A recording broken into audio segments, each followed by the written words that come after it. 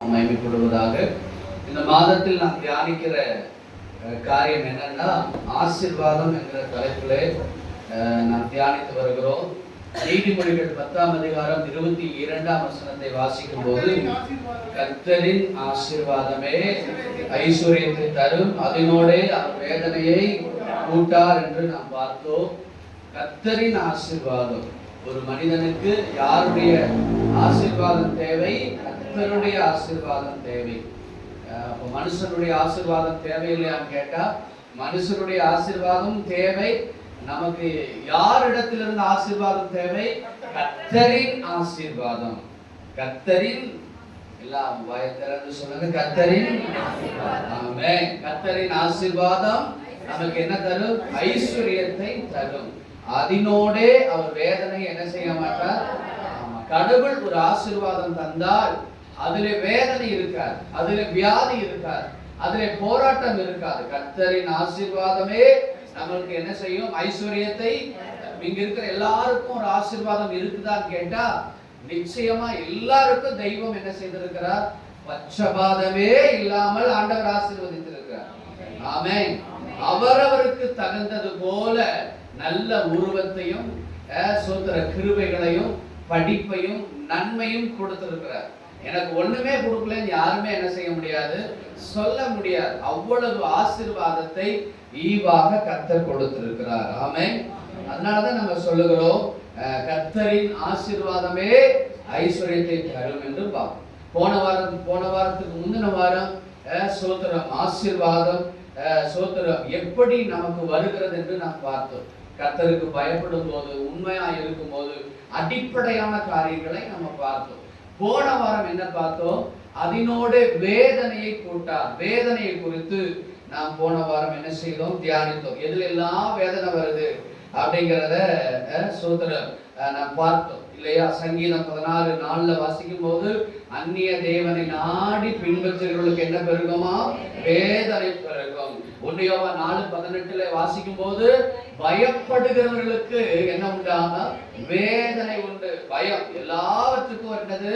பயந்து பயந்து இருக்கிற காரியம்.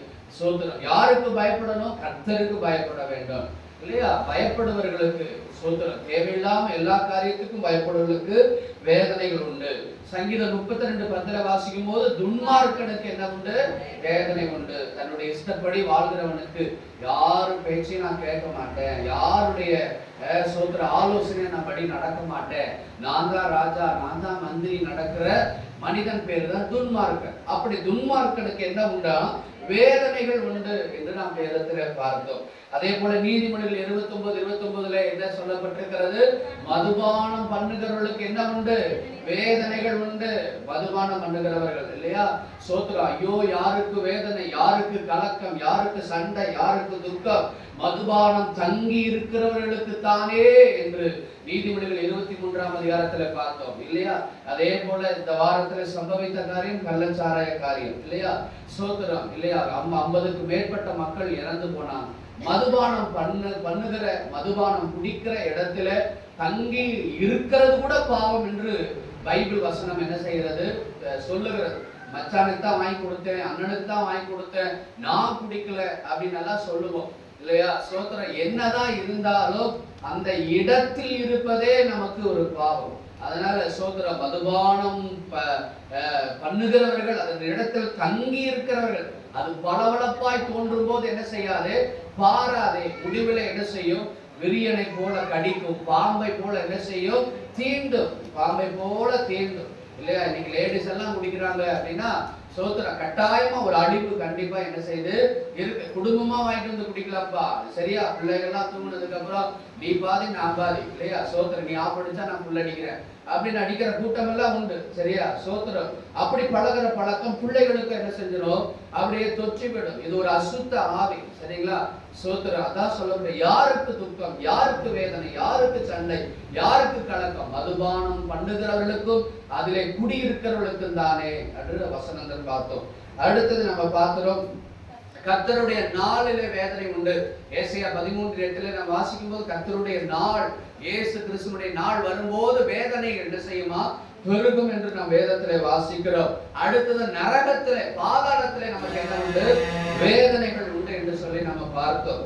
சோத்திரம். அடுத்து கடைசியா 1 தீமோத்தேயு 6:10 வாசிக்கும்போது பண ஆசை எல்லா தீமைக்கும் என்ன இருக்கிறது?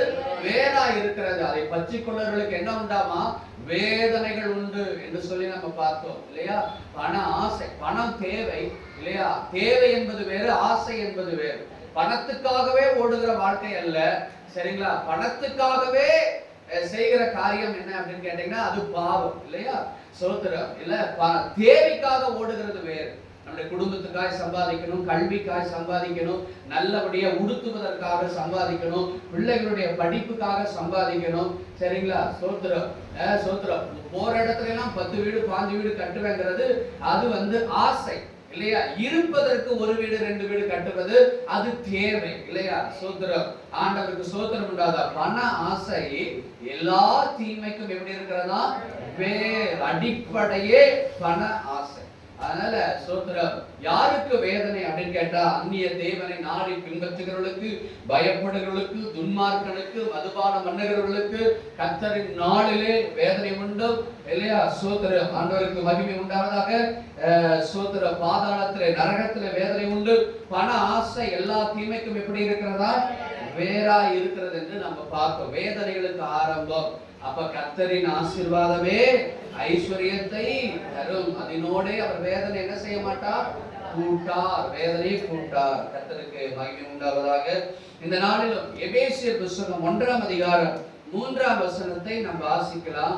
எளிமையான ஒரு சத்தியத்தை, ஆனால் நாம் அறிந்திருக்க வேண்டிய சத்தியத்தை உங்களோடு பேச விரும்புகிறேன். கர்த்தர் நல்லவர். ஆண்டவருக்கு மகிமை உண்டாவதாக. ஆண்டவருக்கு ஸ்தோத்திரம். நம்முடைய கர்த்தராகிய இயேசு கிறிஸ்துவின் பிதாவாகிய தேவனுக்கு என்ன உண்டாகட்டும்? ஸ்தோத்திரம். அவர் கிறிஸ்துவுக்குள் உன்னதங்களிலே ஆவிக்குரிய சகல ஆசீர்வாதத்தினாலும் என்ன செய்திருக்கிறார்? நம்மை ஆசீர்வதித்திருக்கிறார். சகல ஆசீர்வாதத்தினாலும் நம்மை என்ன செய்திருக்கிறார்? ஆசீர்வதித்திருக்கிறார்.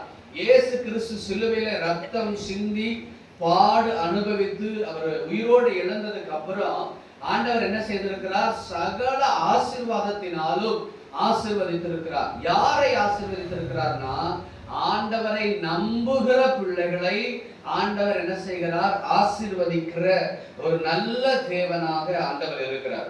ஆனா நம்ம எல்லா ஆசீர்வாதையும் பெற்றுக்கொண்டோமா அப்படின்னு பார்த்தா, எல்லா ஆசீர்வாதங்களையும் நம்ம பெற்றுக்கொள்ளவில்லை இல்லையா? சோத்திரம். எல்லா ஆசீர்வாதங்களை ரிசீவ் பண்ணிட்டோமா அப்படின்னா, நிறைய ஆசீர்வாதங்கள் சோத்திரம் வெயிட் பண்ணிட்டே இருக்கு.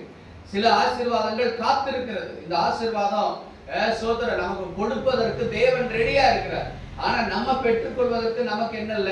தயாரா இல்ல. ஜெபம் பண்ணுவதற்கு தயார் இல்ல, உபவாசம் பண்ணுவதற்கு தயார் இல்ல, சர்ச்சுக்கு வர்றதுக்கு தயார் இல்ல, காத்திருப்பதற்கு தயார் இல்ல இல்லையா? தேவன் கொடுக்க ரெடியா இருக்கிறார். ஆனா நம்ம வாங்குவதற்கு நிறைய நேரங்கள்ல ரெடி கிடையாது. சோத்திரம். ஆண்டவருக்கு மகிமை உண்டாவதாக.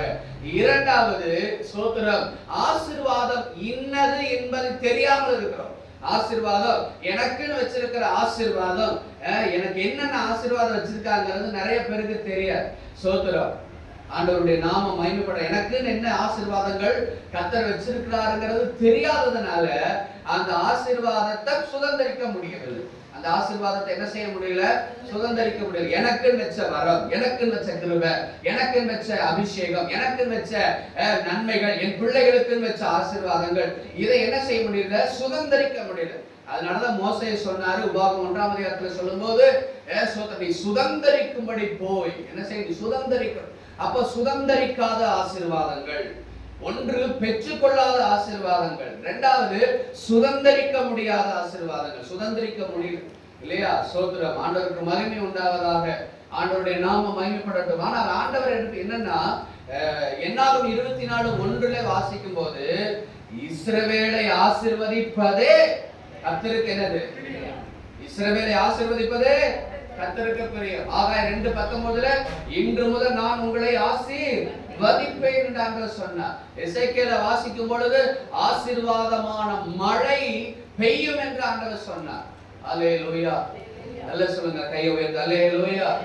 ஆண்டவருக்கு ஸ்தோத்திரம் உண்டாவதாக. அப்ப ஆசீர்வாதத்தை ஏன் நாம் பெற்றுக்கொள்ளவில்லை அப்படின்னு கேட்டா, ஒன்று நமக்கு இன்ன ஆசீர்வாதங்கிறது தெரியல.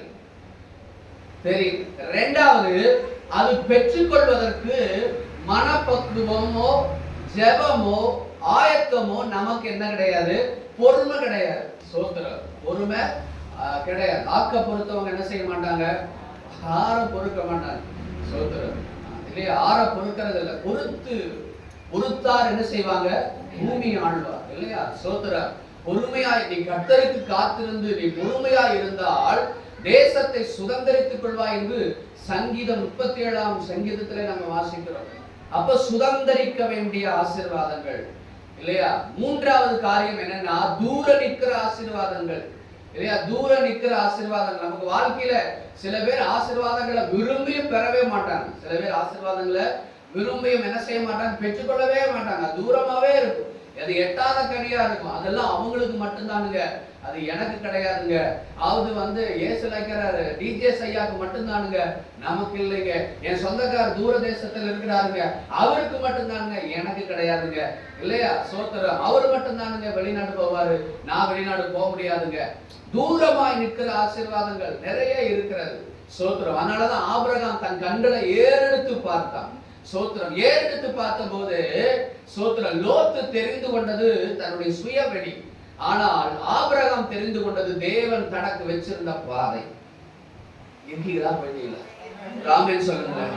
அல்லேலூயா. ஆமா, ஆபிரகாம் தனக்குன்னு வச்சிருந்த ஆசீர்வாதத்தை, தூரமானதை என்ன செய்துட்டான் தெரியுங்களா, தனக்கென்று சபதரித்துக் கொண்டான் என்று வேதத்திலே நம்ம வாசிக்கிறோம். கர்த்தருக்கு மகிமை உண்டாவதாக. ஏன் நாம் சுதந்திரிக்க முடியவில்லை? 3 காரணங்களை உங்களுக்கு சொன்னோம் இல்லைங்களா. 3 காரணங்கள். ஒன்று, நாம் ஆசீர்வாதத்தை, எனக்கு வச்சிருக்கிற ஆசீர்வாதம் தெரியல இல்லையா. 2, சோத்திரம், அந்த ஆசீர்வாதங்களை நாம் என்ன செய்ய, காத்திருந்து பெற்றுக்கொள்வதில்லை. காத்திருந்து என்ன செய்வதில்லை, பெற்றுக்கொள்வதில்லை. 3வது, தூரத்தில் இருக்கிற அந்த நன்மை நமக்கு வந்து சேரும், ஆனா என்ன செய்யறது இல்லைன்னா, அந்த தூரத்தில் இருக்கிற நன்மைகளை என்ன செய்வதில்லை, அந்த ஆசீர்வாதங்களை நம்ம பெற்றுக்கொள்வதற்கு மனது இல்லை. மனது என்ன செய்வது இல்லை. ஆண்டவருடைய நாமம் மகிமைப்படட்டும். ஆனால் வேதம் என்ன சொல்லுகிறது, சோத்திரம், வசனத்துல அவர் கிறிஸ்துவுக்குள் உன்னதங்களிலே ஆவிக்குரிய சகல ஆசீர்வாதத்தினாலும் நம்மை என்ன செய்திருக்கிறார், ஆசீர்வதித்திருக்கிறார். ஆண்டவருக்கு ஸ்தோத்திரம் உண்டாவதாக. ஒரு 1/4 மணி நேரம் தான் இருக்குது. அதனால இந்த 1/4 மணி நேரத்துல சோத்திரம் உங்களுக்கு சுருக்கமா அழகா உங்களுக்கு வசனத்தை சொல்லி இந்த பிரசங்கத்தை நான் முடிக்க விரும்புகிறேன். நீங்க எல்லாம் கொஞ்சம் நேரத்துல வந்தா நல்லா இருக்கும். அவங்க பாட்டுக்கு இஸ்ரவேல் ஜனங்கள் அன்னைக்கு செய்தது போலவே நம்ம செய்கிறோம். இஷ்டத்துக்கு நம்ம ஆலயத்துக்கு வரக்கூடாது, சரிங்களா. தேவனுடைய இஷ்டத்துக்கு நம்ம வரணும். ஆமென் சொல்லுங்க. நம்ம இஷ்டத்துக்கு வருவது அல்ல, தேவன் நமக்கு வச்சிருக்கிற இஷ்டத்துக்கு நம்ம வரணும். அதுதான் நமக்கு கிடைச்ச ஒரு ஸ்லாக்கியம். ஆமென் சொல்லுங்க. இதுதான் தேவனுடைய அந்த வழிகளுக்குள் வருகிறது. அதுதான் ஒரு ஆசீர்வாதத்தை பெற்றுக்கொள்வதற்குண்டான காரியம் இல்லையா. சோத்திர, தேவ சமூகத்துல உட்கார்றதுக்கு மனசு இல்லைன்னா வேற எங்க போய் உட்கார்ந்தாலும் ஆசீர்வாதம் இருக்காது. சோத்திரம், தேவ சமூகத்துல உட்கார்வதற்கு நீங்க பொறுமை இல்லைன்னா வேற எங்க போனாலும் தங்க முடியாது.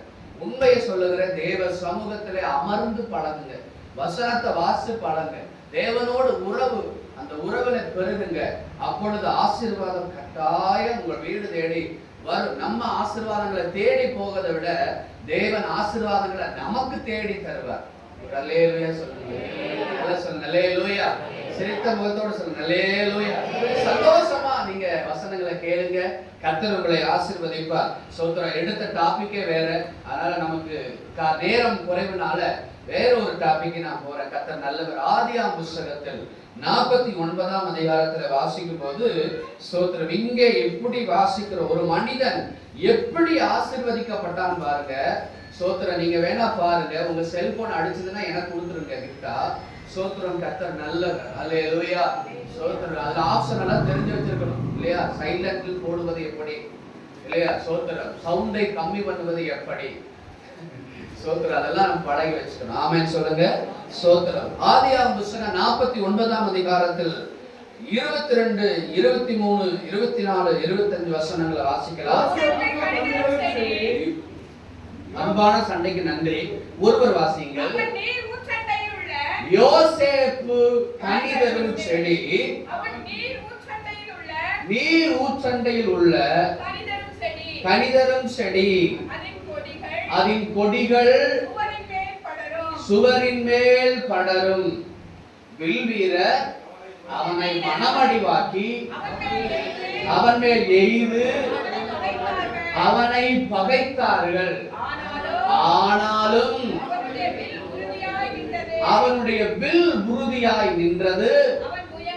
அவன் புயங்கள் யாக்கோபுடைய வல்லவரின் கரங்களால் பலத்தன. இதனால் மேய்ப்பனும் இஸ்ரவேலில் கண்மலையும் ஆனான். 25 வசனம். உன் தகப்பனுடைய தேவனாலே அப்படி ஆயிற்று. அவர் உனக்கு துணையாய் இருப்பார். சர்வ வல்லவராலே அப்படி ஆயிற்று. சூப்பரா இருப்பார். அவர் உயர வானத்திலிருந்து உண்டாகும் ஆசீர்வாதங்களினாலும் கீழே ஆழத்தில் உண்டாகும் ஆசீர்வாதங்களினாலும் ஸ்தனங்களுக்கு கற்பங்களுக்கு உன்னை யோசேப்பே உன்னை உன்னை என்ன செய்வாரு? ஆசீர்வதிப்பார். இந்த இடத்துல யோசேப்பே உன்னை ஆசீர்வதிப்பார். பக்கத்துல கை கொடுத்து சொல்லுங்க, யோசேப்பே உன்னை ஆசீர்வதிப்பார். ஆமென் சொல்லுங்க. ஹalleluya சொல்லுங்க. ஆமென் ஹalleluya. யோசேப்பே உன்னை என்ன செய்வாரு? ஆசீர்வதிப்பார். இப்போ இந்த ஒவ்வொரு வசனங்களையும் நம்ம பார்க்கலாம். யோசேப்பினுடைய லைஃப் என்ன லைஃப்? 17 வயது வரைக்கும் தகப்பனுடைய தகப்பனுடைய வீட்டிலே செல்ல பிள்ளையாய் வாழ்ந்தவன். தகப்பனுடைய வீட்டிலே செல்ல பிள்ளையாய் என்ன செய்தவன்? வாழ்ந்தவன். பலவர்ண அங்கியை செஞ்சு அவங்க அப்பா என்ன செய்வார்? கொடுப்பார். நலமானதை சாப்பிடுவார் இல்லையா? சோத்திரம். ஆண்டவருக்கு மகிமை உண்டாகட்டும். அதுக்கப்புறம் அந்த 17 வருஷம் வாழ்க்கையில ரொம்ப ஆசீர்வாதமாக இருந்தது. ஆனால் அதுக்கப்புறம் 13 வருஷம், அதுக்கப்புறம் என்னது? 13 வருஷம் அவருடைய வாழ்க்கையில மிகப்பெரிய பாடுகள், உபத்திரவங்கள், போராட்டங்கள் வந்தது. 17 வருஷம் என்னது? சந்தோஷமான வாழ்க்கை. 13 வருஷம் துக்கமான வாழ்க்கை இல்லையா? நம்ம வாழ்க்கையில அதே போலதான் பல வருஷங்கள் ஆசீர்வாதமா செழிப்பா நம்ம வாழ்ந்திருக்கோம் இல்லையா? இத்தனை பேர் மனசுல ஆண்டவர் உணர்த்தட்டும். செழிப்பா வாழ்ந்திருப்போம், நல்லா வாழ்ந்திருப்போம். நல்லாலாம் இருந்தவர் இல்லையா? ஒரு ஆசீர்வாதம் பெற்று மேல போகும்போது அது பெரிய தனி. ஆனா நல்லா இருந்தவர் கீழே போகும்போது அவரால் தாங்கிக் கொள்ள முடியாது. நல்லா இருந்தவர் கீழே போகும்போது தாங்கிக் கொள்ள முடியாது. ஆனா யோசேப்பு பாருங்க, அப்பா கிட்ட செல்ல பிள்ளையா இருந்த யோசேப்பு, அவன் வாழ்க்கையில என்ன நடந்தது? ஒரு நாளில் அவன் தகப்பன் வீட்டை விட்டு பிரிக்கப்பட்டான். ஆசீர்வாதங்களை விட்டு பிரிக்கப்பட்டான். நன்மைகளை விட்டு பிரிக்கப்பட்டான் இல்லையா? தன் சகோதரர்களை விட்டு பிரிக்கப்பட்டான். எல்லாமே அவனை விட்டு தூரமாய் போனது. அது வரைக்கும் ஆசீர்வாதம் தான். 17 வருஷம் அவன் வாழ்க்கையில ஆசீர்வாதம் தவிர வேற எதையுமே பார்த்திருக்க முடியாது. பசி அது பார்த்திருக்கவே முடியாது. அவன் வீட்டுல கொடுமையானவர்கள் இருந்தது. ஆனா அடுத்த 13 வருஷம் அவனுடைய வாழ்க்கையில பயங்கரமான போராட்டம் நிறைந்த ஒரு வாழ்க்கை இல்லையா? சோத்திரம். அவன் அண்ணமாரெல்லாம் பகைத்தார்கள். அவன் கண்ட ஒரு சொப்பனத்துக்காக அண்ணமாரெல்லாம் பகைத்தார்கள். அவனை கொன்று போடக்கூடிய அளவுக்கு வந்தது. கடைசியில அவனை குழியில போட்டாங்க. அதுக்கப்புறம் அவனை எத்தனை வெள்ளிக்காசுக்கு வித்தாங்க? 20 வெள்ளிக்காசுக்கு வச்சு போட்டார்கள் இல்லையா? சோத்திரம். விற்று போட்டதுக்கு அப்புறம் என்ன நடந்தது? அவன் சோத்திரம் சிறைச்சாலையில போனான். சிறைச்சாலையில போனபோது கர்த்தர் அவனை ஆசீர்வதித்தார். அங்க இருக்கிற சோத்திரம் தலைவனா மாறினான். அங்கிருந்து போத்திபார் வீட்டுக்கு என்ன செய்கிறான்? வருகிறான். போத்திபார் வீட்டுக்கு வந்த உடனே அங்க ஒரு பாட்டி கையை பிடிச்சி இழுக்க மறுபடியும் என்ன செய்து பிரச்சனை உண்டாகிறது இல்லையா? சோத்திரம். 30வது வயசு வரைக்கும் 13 வருஷம் அவனுடைய வாழ்க்கையில மிகவும் பாடுகளை அனுபவித்தான். அன்பான தேவ பிள்ளைகளே, ஒருவேளை நீங்களும் இந்த நாளிலே இந்த செய்தியை கேட்கிற நீங்கள் ஒருவேளை பாடுகளுக்குள்ளாய் நீங்கள் காணப்படலாம். வியாதிகளை உங்களை சூழ்ந்திருக்கலாம், போராட்டங்கள் உங்களை சூழ்ந்திருக்கலாம். கண்டிப்பா நினைச்சுடுங்க, சோத்திரம், யோசேப்பின் தேவன் உங்களுடைய தேவன், என்னுடைய தேவன். அல்லேலூயா. சோத்திர வசனம் சொல்லுகிறது, அன்றியும் அவருடைய தீர்மானத்தின்படி அழைக்கப்பட்டவர்களுக்கு சகலம் எப்படி இருக்கிறது? நன்மைக்கு ஏதுவாய் நடக்கிறது. இப்ப நடந்த காரியம், இந்த துக்ககரமான காரியம், வேதனையான காரியம், நஷ்டமான காரியம் உங்களுடைய பின் வாழ்க்கையில நன்மைக்காகத்தான் இருக்கும். ஆமென் சொல்லுங்க. 17 வருஷம் செழிப்பா இருந்தவர் 13 வருஷம் இல்லையா எல்லா கஷ்டத்தையும் அனுபவித்தான். தனிமை உணர்வு அவனை வாட்டி வதைத்தது. அதுக்கப்புறம் தான் என்ன நடந்தது பாருங்க. இந்த 4 வசனத்தை மட்டும் அழகா நான் சொல்ல விரும்புகிறேன். 22ஆம் வசனத்தை வாசிக்கும் போது, யோசேப்பு வாசிங்க தம்பி. கனிதரும் செடி, அவன் நீர் ஊற்றண்டையில் உள்ள கனிதரும் செடி, அதன் கொடிகள் சுவரின் மேல் படரும். யோசேப்பை குறித்து ஒரு தேவ தரிசனம் இருந்தது. உங்களுக்கும் எனக்கும் ஒரு தேவ தரிசனம். இது வாக்குத்தத்தம். இது ஒரு வாக்குத்தத்தம். யோசேப்பு கனிதரும் செடி இல்லையா? நானும் நீங்கள் எப்படிப்பட்டவர்கள்? கனிதரும் செடிகள். யோசேப்பு கனிதரும் செடி, அவன் நீர் ஊற்றண்டையில் உள்ள கனிதரும் என்னது? செடி, அதன் கொடிகள் என்ன செய்யுமா? சுவரின் மேல் படரும் இல்லையா? அப்ப நம்ம மற்றவர்களுக்கு ஆசீர்வாதமான இல்லையா பாத்திரமா தான் கர்த்தர் நம்மளை வைக்கிறார். சுவரின் மேல் படரும். ஆனா என்ன நடந்தது பாருங்க. அடுத்த வசனத்துல வாசிக்கும் போது, வில் வீரர் அவனை மனமடிவாக்கி, வில் வீரர் அவனை மனமடிவாக்கி இல்லையா, அவனுடைய மனசு உடைக்கிற அளவுக்கு இல்லையா சூத்திரம் அவனுடைய லைஃப்ல அது வரைக்கும் மனது உடைக்கப்பட்டதா அப்படின்னு கேட்டா, யோசேப்பினுடைய மனது உடைக்கப்படல. அந்த 13 வருஷத்துல யோசேப்பினுடைய வாழ்க்கை உடைக்கப்பட்டது. சோதரம் உடைக்கப்பட்டது. அவனுடைய வாழ்க்கையில துக்கம் நிறைந்ததாய் காணப்பட்டது.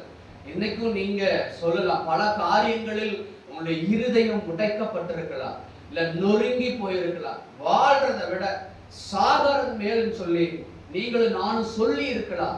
ஆனா கர்த்தர் நமக்கு ஒரு அருமையான வாக்குத்தத்தத்தை ஆண்டவர் வச்சிருக்கிறார் என்பதை மறந்து போயிடாதீங்க. அந்த வசனத்துல சொல்லும் போது, வசனத்துல வில் வீரர் அவனை என்ன செய்தார்கள்? மனம் அடிவாக்கி.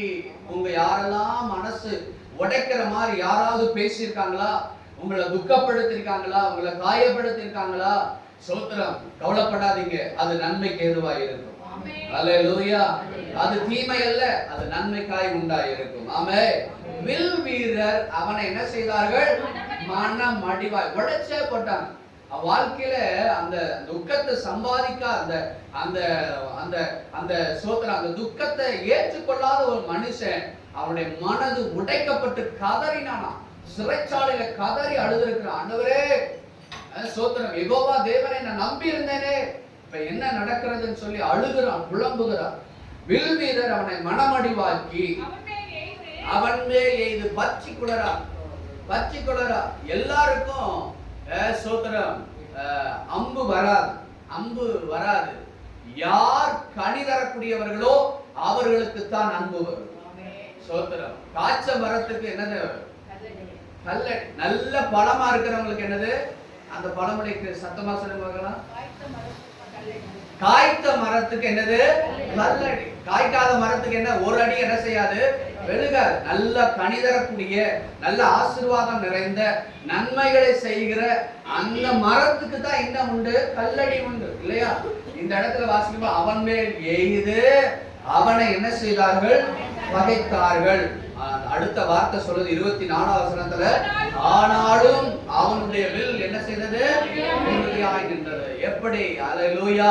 13 வருஷம் அவனுடைய பாடு, உபத்திரவம், வேதனை இது எல்லாம் வந்தாலும் அவனை சோத்திரம் அசைக்க முடியாதபடி அவனுடைய வில் உறுதியாய் நின்றது. ஆமென் சொல்லுங்க. சோத்திர கர்த்தர் உங்களை உறுதிப்படுத்தி இருக்கிறார். அல்லேலூயா. உறுதியாய் நிற்க பண்ணி இருக்கிறார்.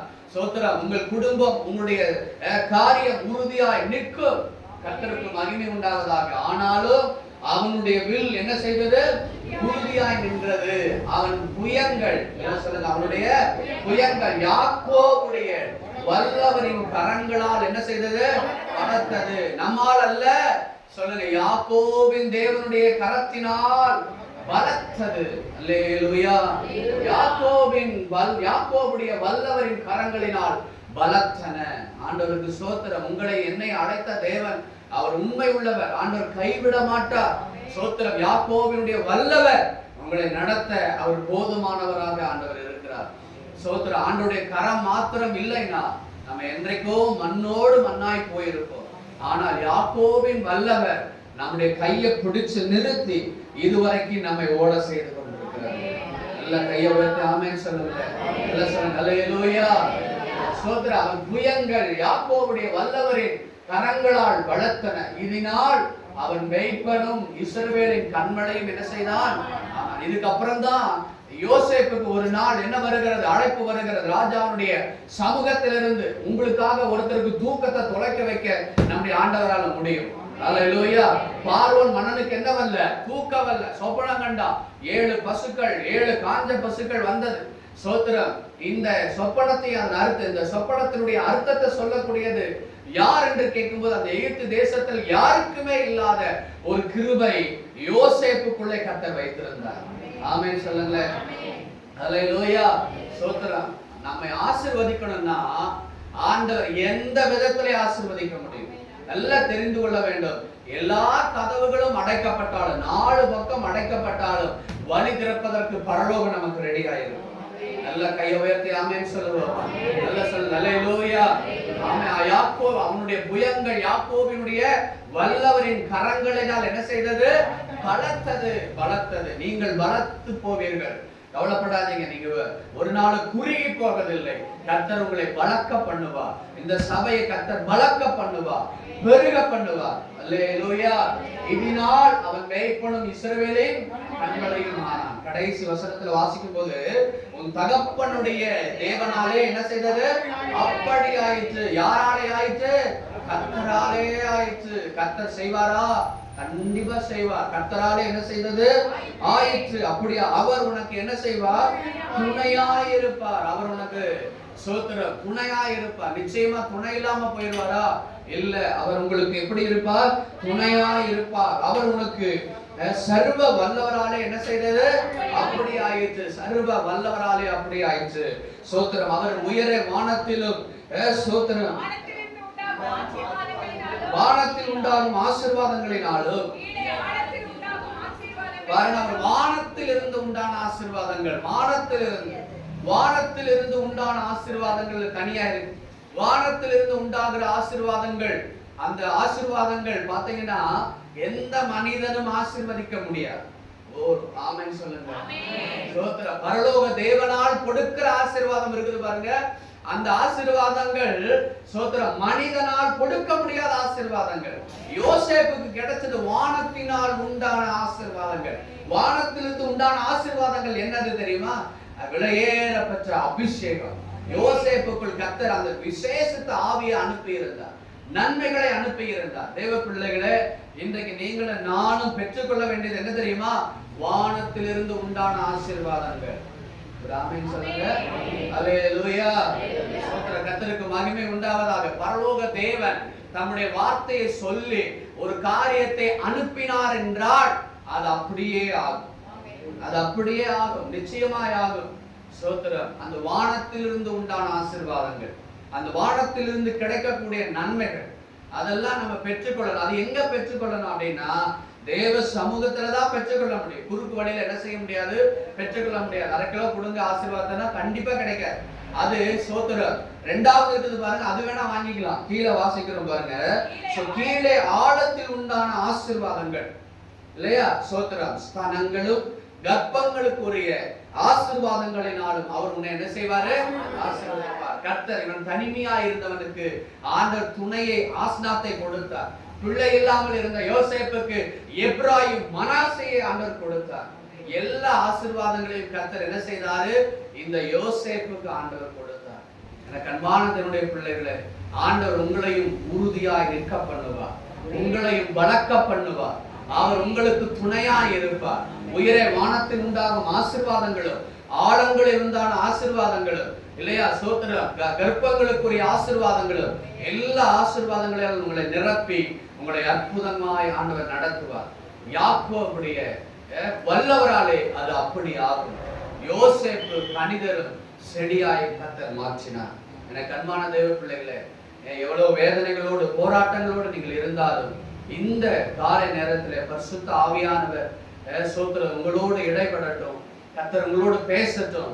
யோசேப்பு கனிதரும் செடி, யோசேப்பு கனிதரும் செடி, நீங்களும் நானும் கனிதரக்கூடிய செடிகள். கர்த்தர் எல்லாவித ஆசீர்வாதங்களினாலும் உங்களை நிரப்பி உங்களை ஆசீர்வதிப்பாராக.